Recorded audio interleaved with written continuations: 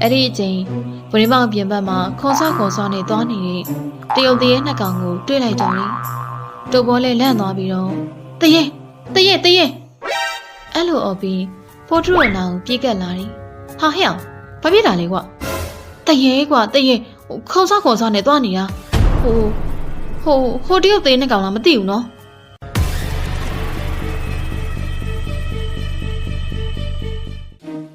သူတို့ကခီးတယ်မှမဟုတ်တာဖုတ်တရေဟဲ့အောင်နေဖုတ်တရေဆိုတော့လက်ကြီးရှေ့တန်းပြီးခွန်ဆောသွားနေရမျိုးလားမသိဘူးနော်အေးဟုတ်လောက်တယ်ငါတရုတ်ကားရဲမှာမြင်မှုတယ်ဟာသူတို့အဲ့လိုရှောက်ကြတာဒီလိုနဲ့သူတို့တယောက်တစ်ပေါက်စကားပြောနေတော့ငဒူဖိုးတော်တယောက်အလီစလိုနဲ့လမ်းလျှောက်လာတာကိုတွေ့လိုက်ရတယ်ဟာဟဲ့အောင်နေဟိုမှာကိုကြီးဖိုးတော်ပါလားအလီလိုနေတဲ့ပုံစံနဲ့ဘာလဲမသိဘူးနော်ကိုကြီးဖိုးတော်ဘာတွေအလီလိုနေရလဲဗျအောက်လေကြည့်သွားခလုတ်တိုက်ပြီးတော့လဲနေအောင်မေငဒူဖိုးတော်ကဖိုးထူတို့ဖွဲ့ကိုမြင်သွားတဲ့အခါအောက်လေမကြည့်နိုင်တော့ပါဘူးကွာအလီလိုရတယ်ကွာဘာဖြစ်လို့လဲကိုကြီးဖိုးတော်ရဲ့ဟာမင်းတို့ခုထိသတိမကြားကြသေးဘူးလားဘာလဲဟိုတရုတ်နဲ့ကောင်သတိမဲ့မလားဗျအေးဟုတ်တယ်အဲ့ဒါတက်လေဒီနေ့မနေ့ကျုပ်မေဈေးထဲသွားတော့ဈေးထဲမှာသတိကြားလာခဲ့တာသူတို့ဒီနီးနားပတ်ဝန်းကျင်မှာမြင်တဲ့သူတွေရှိနေပြီတဲ့တုပ်ပေါ်လဲကြောက်သွားတော့လေဟာဟိုတကယ်ဟုတ်ရလားကိုကြီးဖိုးတော်ကလေတကယ်ဟုတ်မဟုတ်ဘူးဆိုတာမင်းတို့ယုံနာမယုံနာနဲ့ပဲဆိုင်နေဒီမှာကျုပ်တော်လေမပြစ်ခင်ကကြိုတင်ကာကွယ်ဆိုတယ်လို့ကြိုတင်ကာကွယ်လာခဲ့ပြီငတူဖိုးတော်ကသူ့လက်ထဲမှာကင်ထားတဲ့စာရွက်လေးတွေကိုပြတယ်ကိုကြီးဖိုးတော်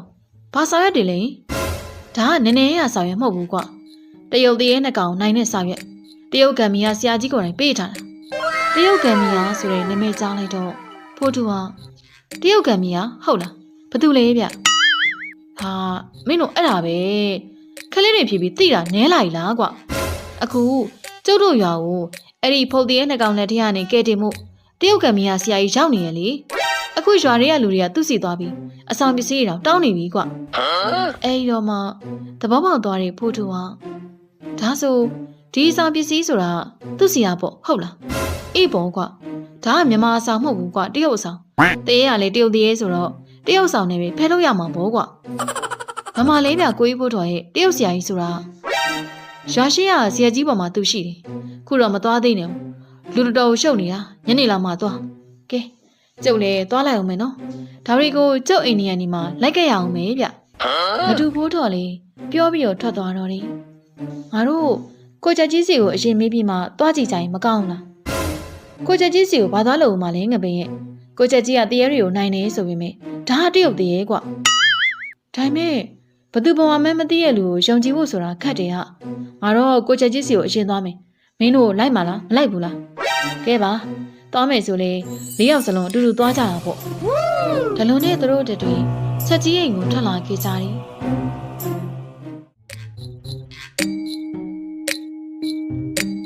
ချက်ကြီးအိမ်ကိုရောက်တဲ့အခါမှာငပင်ဟာကိုချ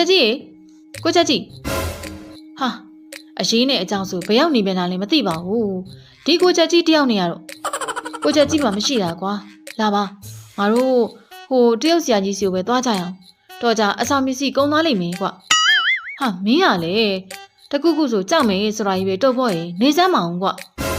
ကိုချက်ကြီးမှမရှိဘူးငါတို့မှအားကိုးစရာဆိုလို့ဟိုတရုတ်ဆရာပဲရှိတော့တယ်ငပင်ရဲ့ကိုကြီးဖို့တော်ပြောသလိုအခုတွေကကြိုတင်ကာဝယ်ထားတာလည်းမစိုးဘူးကွဟုတ်တယ်ဟာရွာကိုကူညီမဲ့သူလာတော့ငါတို့အဆောင်သွားတောင်းကြရအောင်ဟာအားလုံးဝိုင်းပြောကြတဲ့အခါမှာငပိန်လေးအေးပါနင်တို့အကုန်လုံးကဒီလိုဆိုမှတော့လေသွားကြတာပေါ့ဒါနဲ့ဖိုးထူးတို့တွေရွာရှိကဆရာကြီးစီကိုထွက်လာခဲ့ကြတယ်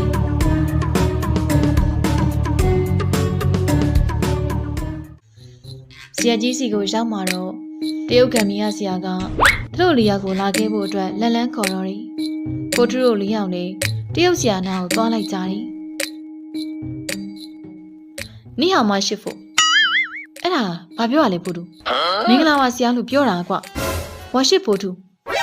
တရုတ်ဆရာကလက်ကပြားတယ်မြန်မာလိုပြောလေရပါတယ်မြန်မာလိုပဲပြောပါအော်ဟုတ်မြန်မာလိုနားမလည်ဘူးတင်လို့ဗျနားလေပါတယ်ဆရာကတရုတ်မြန်မာကားပြမလို့ပါဟုတ်ကဲ့အကြောင်းကတော့လေကျွန်တော်တို့တရုတ်ဖုတ်သေးရဲ့နှစ်ကောင်ရန်ကနေကောက်ခွဲဖို့အဆောင်လာတောင်းတာပါဆရာ အဆောင်ဟုတ်လားဆရာအဆောင်မရဘူးကွဗျာဟိုဒါဆိုလူတွေကန်ကန်သွားတဲ့ပစ္စည်းလေးကဘာလဲဗျအော်အဲ့ဒါလားအဲ့ဒါရောင်းတာမဟုတ်ဘူးဆရာရဲ့မြစ်တာပါဆရာက9ရက်တောင်းနေတိုင်းကိုဒီတရုတ်ဖုတ်တည်းနှစ်ကောင်လက်ကနေလွတ်မြောက်ဖို့မြစ်တာနဲ့အဆောင်ပေးနေရပါကွဖလားထဲမှာရှိလူသားယူသွားကြပါအခကြေးငွေပေးစီရမလိုပါဘူးဒါနဲ့ဖိုးထုတို့လေလူသားလောက်ယူသုံးလိုက်ကြတယ်ဒါနဲ့ဆရာဒါကဘယ်လိုသုံးရမှာလဲအိမ်ရဲ့တကားပေါက်တိုင်းမှာလိုက်ကပ်ပါတကားပေါက်ဆိုတာဝင်ပေါက်ထွက်ပေါက်သဘောပဲအဲ့တော့ဝင်မလာနိုင်အောင်တကားပေါက်တွေမှာကက်ရတယ်ကွအားလုံးအဆောင်ကိုစီယူလိုက်ကြတယ်ကဲငါလည်းအိမ်ပြန်ပြီးကက်ဆရာရှိကလိုက်ကပ်လိုက်အောင်မင်းတို့လည်းလိုက်ကပ်လိုက်ကြအောင်ဟာနေပါအောင်ကွာငါ့အိမ်ကိုလိုက်မလဲတော့ဘူးလားမလဲတော့ငါကောင်ကြီးဒါပဲငါသွားပြီဒီလိုနဲ့စကားပြောဆိုကြပြီးတော့သူ့အိမ်ကိုပြန်သွားခဲ့ကြတယ်ဒီလိုနဲ့တလားလောက်ကြာတဲ့အခါမှာဖိုးထုတို့တူစောင်းဝဲဖြူဖို့အတွက်စာဆိုးလုပ်နေကြတယ်တပတ်မှလည်းတော်ပေါ်နဲ့ငပိန်တို့ကဖိုးထုဖေစီမှာသူတို့ကြက်ထားတဲ့ဘာသာကိုအလွတ်ပြန်ဆိုနေကြတယ်အဲ့ဒီချိန်ရှုပ်တရက်လျှက်စီမီယာပြတ်သွားတော့တယ်ဖိုးထုဖေကဟောမီးရတော့လှုပ်ပြီကဲသားတို့ဒီညဒီမှာစာစုလုပ်မယ်ဆိုရင်ဦးကြီးကအင်တကားသွားပိတ်လိုက်တော့မယ်နော်ဟုတ်ကဲ့ဦးကြီးပိတ်လိုက်ပါဗျ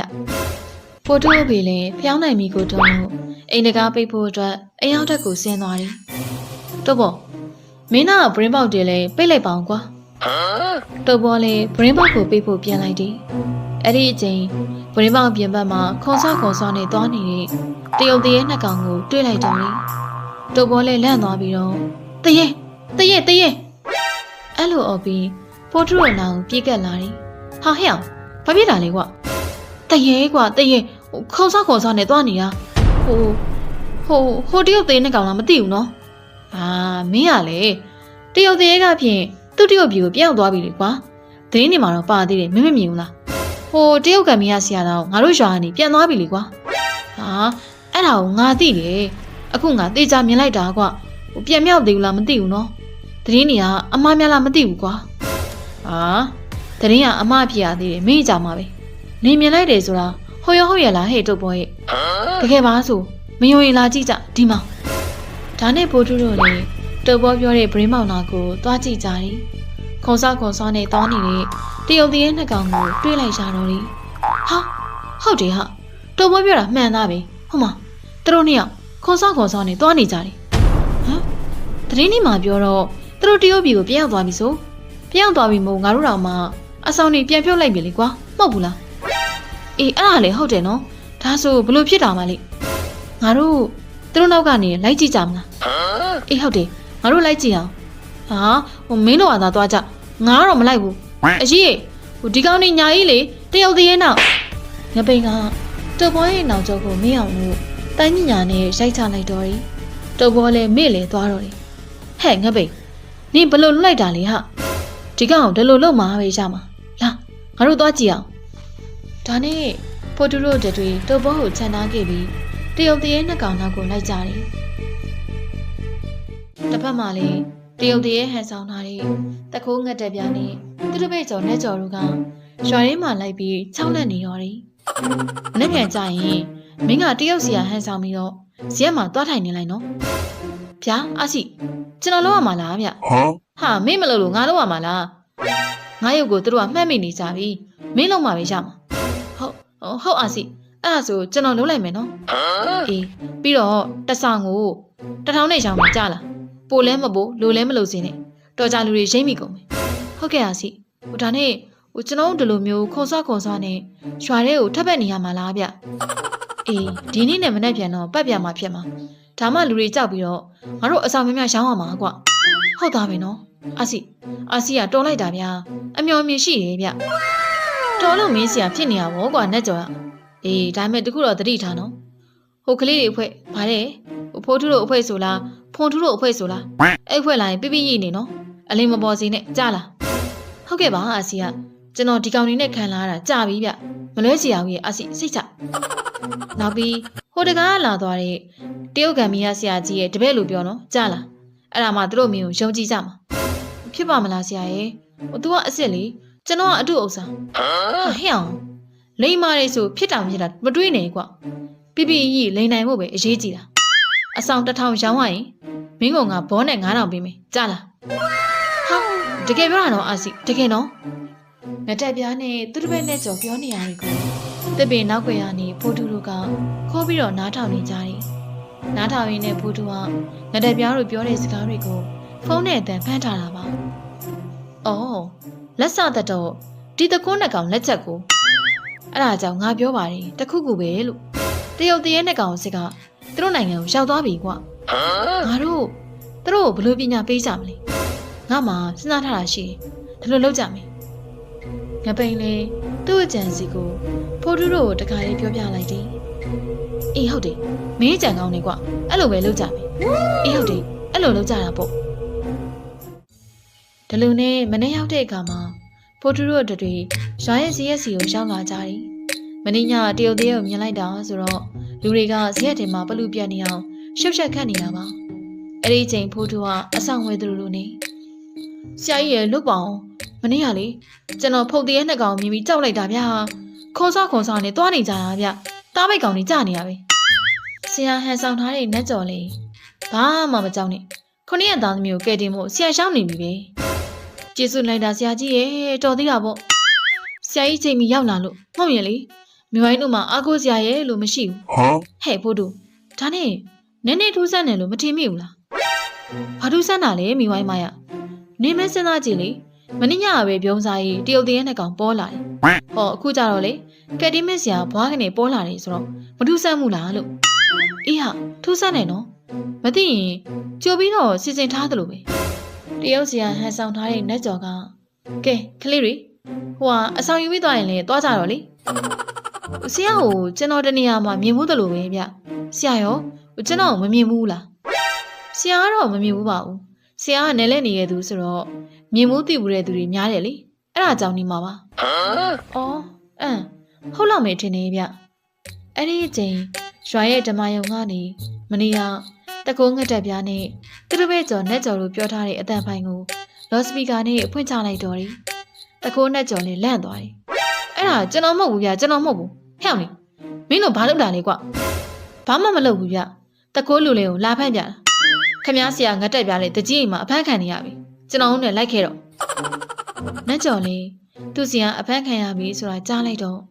ဘာကျုပ်ဆရာအဖမ်းခံရတယ်ဟုတ်လားအော်ဒီတော့ငတ်တက်ပြဆရာပေါ့ဟုတ်လားနတ်ကျော်လေးသူ့လိန်နာကိုသူ့ဘော်တလူဖြစ်သွားတယ်ရွာတွေကလူတွေရေတကုန်းငတ်တက်ပြဆိုတာဒီဆရာရဲ့ဆရာလေးနော်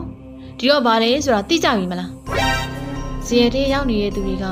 နတ်ကျော်ကိုဒီလိုလုပ်လို့ဆိုပြီးဝိုင်းသမလိုက်ကြတယ်ကဲဟာငါတို့ရွာသားတွေကိုလိန်ချင်းညချင်းပြန်မေးစမ်းမအောင်ငါပတ်စံ1000အိမ်နောက်တော့ရွာသားတွေနဲ့ဖိုးတူတို့တကိုးနဲ့ကြော်ကိုဖမ်းပြီးဓာလူကြီးစီကိုခေါ်လာခဲ့ရောတယ်